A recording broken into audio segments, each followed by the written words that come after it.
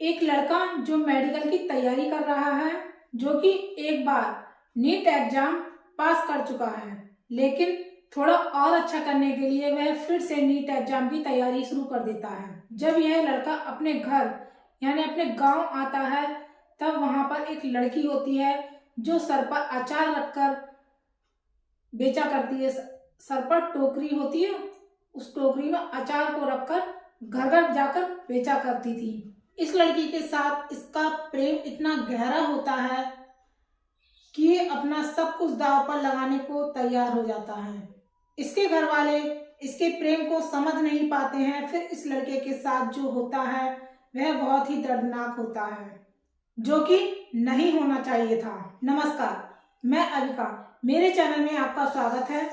दोस्तों, यह कहानी है बिहार के वैशाली जिले की। सत्यम जो वैशाली का रहने वाला है और पटना में जाकर नीट की तैयारी करता है। 2 साल तैयारी करने के बाद वह फर्स्ट अटेम्प्ट में क्वालिफाई हो जाता है और क्वालिफाई इतना हो जाता है कि इसको सरकारी कॉलेज मिल जाए, लेकिन इसको पीएमसी मतलब पटना मेडिकल कॉलेज में एडमिशन लेना था। ऐसा इसका सपना था। इसके लिए वह फिर से तैयारी में जुट जाता है। उस तैयारी को फिर से शुरू करने के लिए दोस्तों, क्योंकि अभी एग्जाम देकर चुका था, इसने काफ़ी मेहनत की थी, अब इसे फिर से तैयारी में लगना था, इसीलिए इसे अपना माइंड फ्रेश करना था और इसके लिए यह अपने गांव अपने घर आता है 2 महीने के लिए अपना मूड फ्रेश करने के लिए। एक दिन सत्यम अपनी कार लेता है और गंगा के किनारे पहुंच जाता है। वह वहां का नज़ारा देखकर बहुत ही खुश होता है। सत्यम बचपन में भी यहाँ आया करता था, फोटो भी क्लिक करता है। तभी इसकी नज़र एक अचार बेचने वाली लड़की यानी चंपा पर पड़ती है। टोकरी में रखकर सभी प्रकार के अचार घर घर जाकर बेचा करती थी। वह नदी के उस पार रहती थी। इसकी माँ अचार बनाया करती थी और ये दूसरे गांव में जाकर बेचा करती थी। यह नाव की सहायता से नदी के इस पार आया करती थी और नाव की सहायता से उस पार जाया करती थी। सत्यम भी 10 दिन से रोज यहाँ आ रहा था। एक दिन चंपा यहाँ अचार बेचने आई हुई थी, तभी अचानक से बारिश शुरू हो जाती है और बारिश इतनी तेज होती है कि रुकने का नाम ही नहीं ले रही थी। चंपा भी इंतजार कर रही थी कि कब बारिश रुके और मैं अपने घर जाऊं। दोस्तों, बारिश में नाव को नदी के किनारे लगा दिया जाता है, क्योंकि दोस्तों जब बारिश होगी तो हवा भी होगी और हवा होगी तो लहरें भी होंगी, इसलिए नाव को नदी के किनारे पर लगा दिया जाता है और नाव को नदी के इस पार या उस पार भी नहीं ले जाते हैं बारिश के टाइम पर। इंतजार करते करते अब शाम हो चुकी थी, अंधेरा होने लगा था।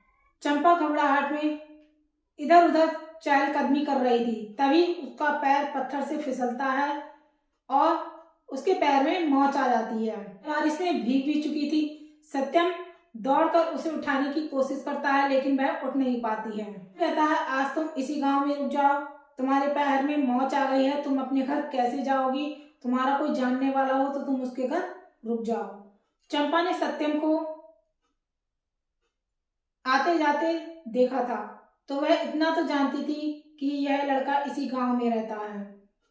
इस पर चंपा कहती है कि नहीं, ऐसा नहीं हो सकता, मुझे जाना ही होगा, लोग तरह तरह की बातें करेंगे। वह कहती है, वह नाव वाला मुझे जानता है, तुम जाकर उस नाव वाले से कह दो कि वह मुझे मेरे गांव तक छोड़ देगा।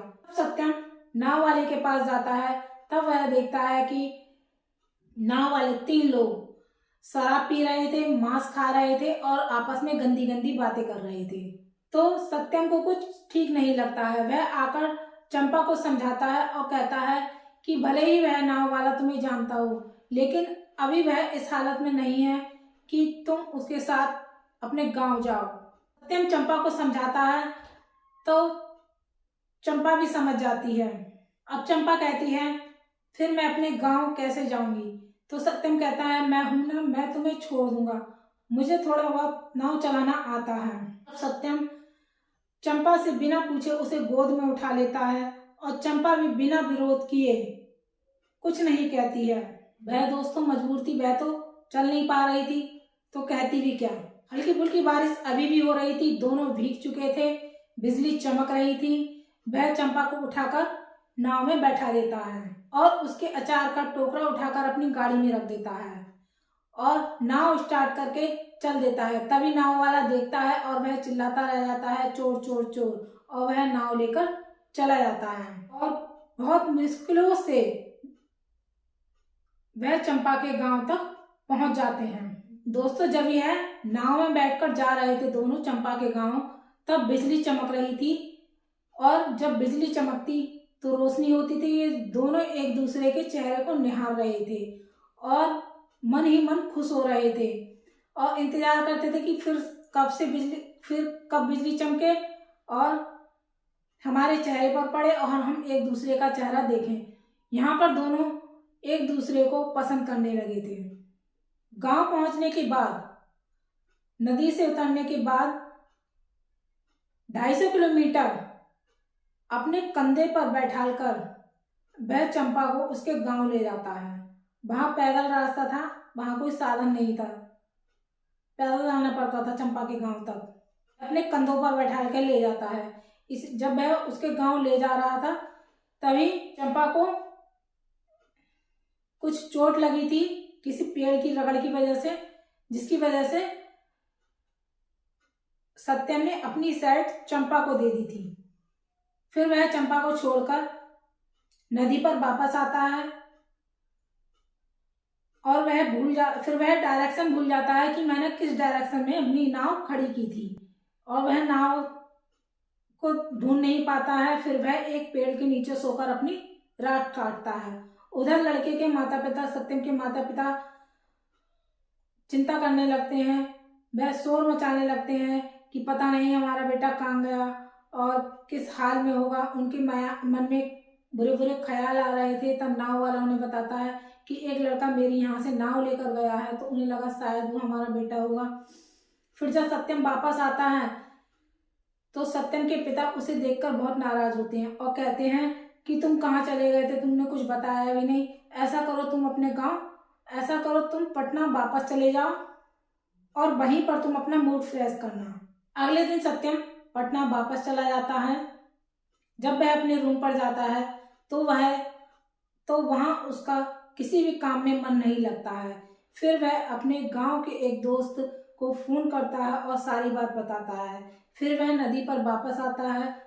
यहाँ पर दोस्तों सत्यम अपने घर नहीं जाता है, नदी पर आता है, अपने दोस्त से मिलता है और दोस्त की मदद से दोनों चंपा के गांव ढूंढते ढूंढते पहुंच जाते हैं। दोस्तों, अब सत्यम चंपा को प्यार करने लगा था। गांव पहुंचने के बाद सत्यम का दोस्त चोरी छिपे दोनों को मिलवा देता है। दोनों एक दूसरे से गले मिलते हैं और खुश होते हैं। दोनों एक दूसरे का नाम नहीं जानते थे, दोनों एक दूसरे को अपना नाम बताते हैं। तब सत्यम अपने प्यार का इजहार करता है और वह कहता है कि क्या तुम मुझसे शादी करोगी। तो चंपा सोचती है कि यह तो अच्छे घर का लड़का है, भला इसके घर वाले हमारी शादी के लिए क्यों तैयार होंगे। फिर सत्यम कहता है कि मैं पहले अपनी माँ से बात करूंगा और अपने पिताजी से बात करूंगा, तब बताता हूँ। मैं अपनी माँ के पास जाता है और माँ के पैरों में गिरकर माँ को मनाने लगता है। दोस्तों, माँ तो मान जाती है। फिर वह अपने पिता के पास जाता है और अपने पिता से बात करता है। तो उसके पिता पहले तो गुस्सा होते हैं, फिर वह भी मान जाते हैं। फिर यहाँ पर सत्यम के पिताजी उसे इमोशनल ब्लैकमेल करते हैं और उसे वापस पटना भेज देते हैं। सत्यम भी उनकी बात मान लेता है और पटना वापस चला जाता है। यहाँ पर दोस्तों सत्यम के पिता ने सत्यम से कहा था कि तुम पहले जाकर अपनी पढ़ाई पूरी करो और फिर हम तुम्हारी शादी चंपा से करवा देंगे। तो यह बात मानकर वह वहां चला जाता है पटना वापस। सत्यम के जाने के बाद सत्यम के पिता सोचते हैं कि वह लड़की यहाँ गांव में आकर अचार बेचा करती थी, तो सभी गांव वाले जानते होंगे उस लड़की को।